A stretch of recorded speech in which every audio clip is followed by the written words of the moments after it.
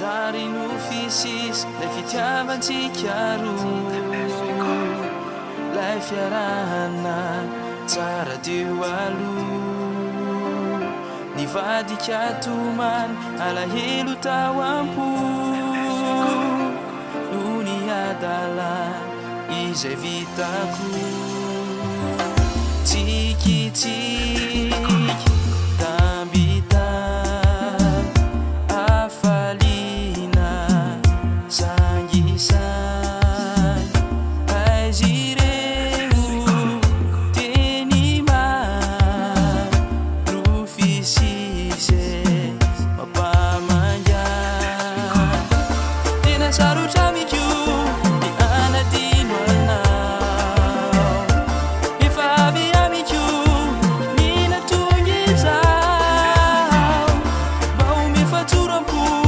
raha azonao atao mabebe mba miangavy anao tena sarotra mikio ny anadino anao efa avy amikio ny natonga izao mba omefatsoram-po raha azonao atao mabebe mba miangavy anao.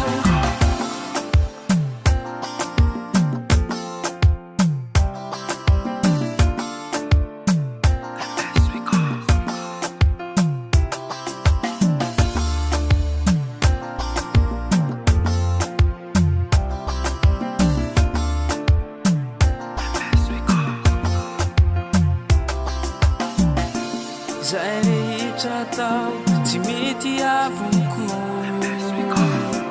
lasa ny aminao ny eritreritro, ny atoandro sy ny arivo ny maraina vao mifo,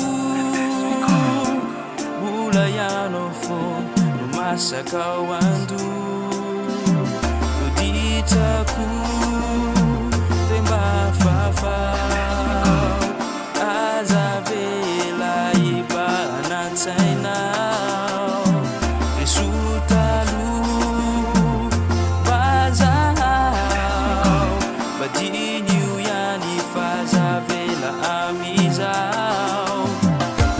tena sarotra mikio ny anadino anao efa avy amikio ny natonga izao mba omefatsoram-po raha azonao atao mabebe mba miangavy anao tena sarotra mikio